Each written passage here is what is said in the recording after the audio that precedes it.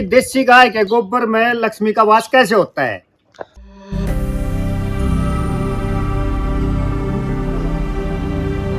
दो 2016 से मैं विशेष तौर पे गाय को एक अलग भावना से रखना शुरू किया था।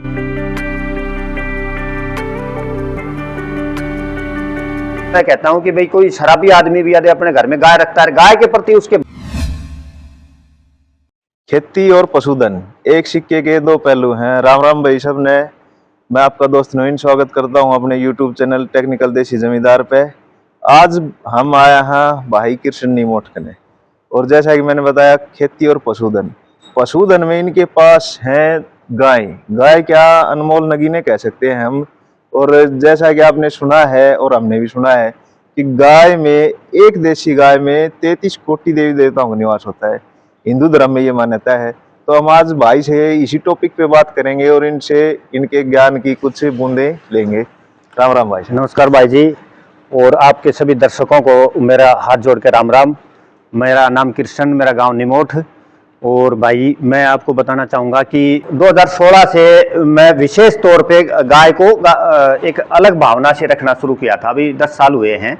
उससे पहले भी गायें तो सभी के परिवारों में रहती थी, लेकिन अब इसका गाय का जो हमने जो महत्व समझा ना, तो बहुत बड़ा महत्व है इसका। और इसका तो बड़े बड़े ऋषि मुनियों ने गायों के बारे में लिखा भी है और गायों के बारे में बताया भी गया है कि गाय के शरीर में 33 कोटि देवता रहते हैं।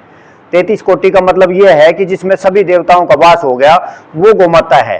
तो गोमाता में मैं थोड़े बहुत बताऊंगा भाई। जैसे इसमें एक विशेष बात बताते हैं कि इसका जो गोबर है ना, ये गोबर, मैं आमतौर पे मेरी बातें होती है, बोलो भाई अभी आजकल ना गोबर में सभी को बांस आने लगी। मगर भाई गोबर किस किस के घर में है? बोला जी हमारे 4 भैंस हैं। मगर भाई भैंस गोबर कहाँ से देती है? भाई भैंस का तो चौथ होता है, गोबर होता ही नहीं। तो असली बात तो यही है कि गाय का यह गोबर एक वरदान की तरह से है ये। और इसमें लक्ष्मी का वास है। गोबर में लक्ष्मी का वास कैसे है ये हम थोड़ी देर बाद में बाहर जाके बताएंगे। उससे पहले मैं बताना चाहूंगा कि भाई गाय के गोबर गोमूत्र से हमारी जो धरती माँ है ना, इसकी फर्टिलिटी, इसकी उपयोगिता, और जिसको कह सकते हैं भाई इसमें जान आती है एक प्रकार से। इसका जो भोजन है जो हमारी मिट्टी का, वो सबसे पहला सबसे बढ़िया उत्तम भोजन है, वो गोबर गोमूत्र है, यानी कि गोमाता का वेस्ट। और दूसरी बात यह है कि ये जो सांस छोड़ती है, इसमें भी एंटीबैक्टीरियल है प्रॉपर्टीज हैं। तो मैं कहता हूं कि जैसे आमतौर पे कह देते हैं कि गोमाता ऑक्सीजन छोड़ती है, ऑक्सीजन ही लेती है। भाई ये तो मैं प्रमाणित नहीं कर सकता, मेरे पास ऐसा कोई प्रमाण भी नहीं है कि मैं प्रमाणित कर पाऊं, लेकिन मुझे इतना जरूर पता है कि गोमाता का जो सांस है ना, वो एंटीबैक्टीरियल जरूर है। जो हानिकारक जो जीवाणु होते हैं मनुष्य के लिए, उनका नाश करता है इसका सांस। और इसका घी, दूध, दही, छाय, वो तो अमृत तुल्य है।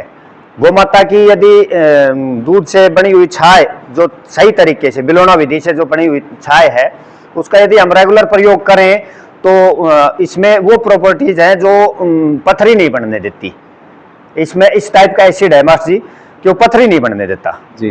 तो एक बहुत बड़ी औषधि हो गई। जो गाय के छाय प्रयोग में लेगा उसके कभी पथरी नहीं बनेगी। ये वैज्ञानिक तथ्य है, इसमें कोई झूठ नहीं है। दूसरा जो सबसे बड़ी बात है कि भाई गाय के बारे में, भैंस का दूध की यदि हम तुलना करें, और तो जीवों की छोड़ो, गाय और भैंस के दूध की तुलना करें तो इसमें फैट कंटेंट गाय भैंस से कम है। और यदि हम गाय के दूध को तुलना करें तो जो मनुष्य योनि में जो माँ का दूध है, उसका लगभग नजदीक है इसका दूध की जो गुणवत्ता है वो। ये तो इसलिए इसको माता का दर्जा दिया गया है कि अपनी सगी माता के अलावा यदि किसी का पीने लायक दूध है उसके नजदीक, तो वो है गोमाता का। तो वो इसकी दूध की महत्ता होगी। तीसरी बात मैं बताना चाहूंगा कि इसका घी, इसके घी की बड़ी भारी महत्ता है। और आमतौर पे जब 50-60 साल के ऊपर आदमी बीमार हो जाता है, डॉक्टर के पास जाता है, तो उसको बीपी, शुगर, कई तरह की बीमारियां यदि हो जाती है ना, तो वो फिर क्या होता है कि उसको डॉक्टर कह देते हैं कि भाई इसका घी बंद है। जबकि डॉक्टरों को ये कहना चाहिए कि भाई इसका भैंस का घी बंद होना चाहिए, गाय का घी बंद नहीं होना चाहिए। क्योंकि गाय और भैंस के घी की यदि हम तुलना करें और ह्यूमन बॉडी के टेम्परेचर की तुलना करें, तो इसमें बड़ी भारी वैज्ञानिकता है कि गाय का घी है ये 35 डिग्री पे मेल्ट होता है, 35 डिग्री सेल्सियस पे, और भैंस का 42 डिग्री सेल्सियस पे होता है। और ह्यूमन बॉडी का 37 डिग्री सेल्सियस टेम्परेचर है, 98 फ़ारेनहाइट बोलते हैं और 37 डिग्री सेल्सियस बोलते हैं। तो जब 37 डिग्री ह्यूमन बॉडी का है और 35 पे इसका घी मेल्ट हो जाता है, तो वो खून को गाढ़ा नहीं होने देता गाय का घी। इसलिए गाय का घी तो हमारे बुजुर्ग 80, 90, 100 साल तक जब तक जीते थे तब तक खाते थे। हाँ, भैंस का घी का जरूर मैं भी कहना चाहूंगा कि भाई यदि किसी के हार्ट वगैरह की परेशानी है तो भैंस का घी ना खाए, लेकिन गाय का घी रेगुलर वो खा सकता है। तो इतनी बड़ी महत्ता हमारे गौ माता की है। और उसके बावजूद भाई काफी लोग इसको घर में रखना भी चाहते हैं, लेकिन उनको भी कुछ अलग तरह की परेशानी आ रही है। क्योंकि मैं 10 साल से गहनता से देख रहा हूं, तो सबसे बड़ी जो समस्या आती है एक गोपालक को, वो ये आती है कि भाई गांव में बुल की व्यवस्था नहीं है, सीमन को पकड़ नहीं पाती, हिट डिटेक्ट नहीं कर पाता किसान पशुपालक जो है वो, तो डॉक्टर को बुलाता है, डॉक्टर अपना काम करके चला जाता है, उसको प्रॉपर पता नहीं हिट में है कि नहीं है। तो इस तरीके से काफी गौ माताएं हमारे जो गौ भक्त रखना भी चाहते हैं तो नहीं रख पाते, क्योंकि इनफर्टिलिटी का जो समस्या आती है उसके बाद में साल 2 साल में वो गौ माता फिर गौशाला में पहुंच जाती है और गौशाला में वो कामयाब भी हो जाती है। लेकिन काफी गौशाला में व्यवस्थाएं ठीक नहीं होती तो वहां पे वो कमजोर ज्यादा होकर परेशानियां आती हैं। जो हिंदू धर्म के अनुसार हमारी जो संतति है, जो हमारी आगे जो पीढ़ियां बढ़ी हैं, ये ऋषि मुनियों की संतानें कहलाती हैं।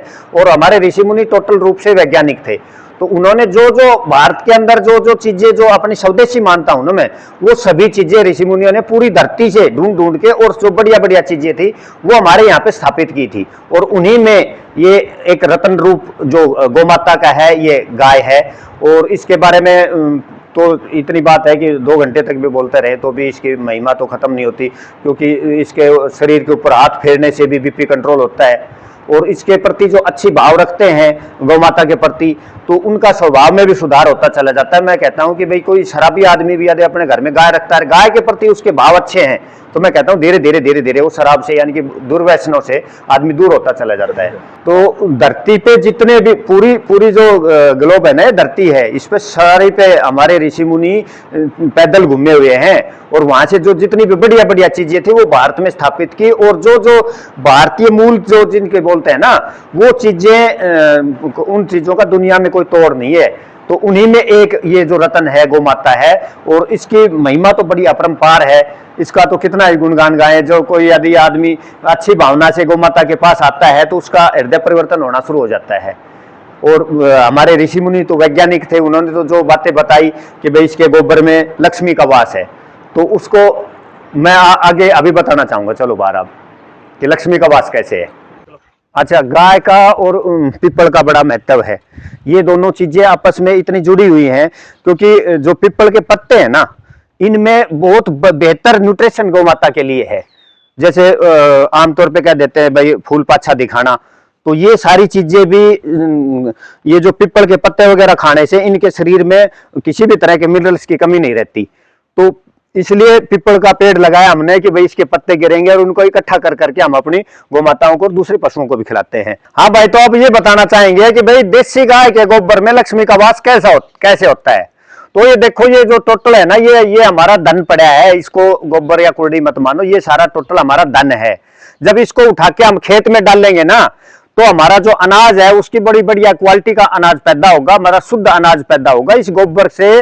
और वो जो अनाज पैदा होगा तो वो लक्ष्मी का ही तो हमारे लिए सोर्स है, धन का सोर्स तो वो अनाज है।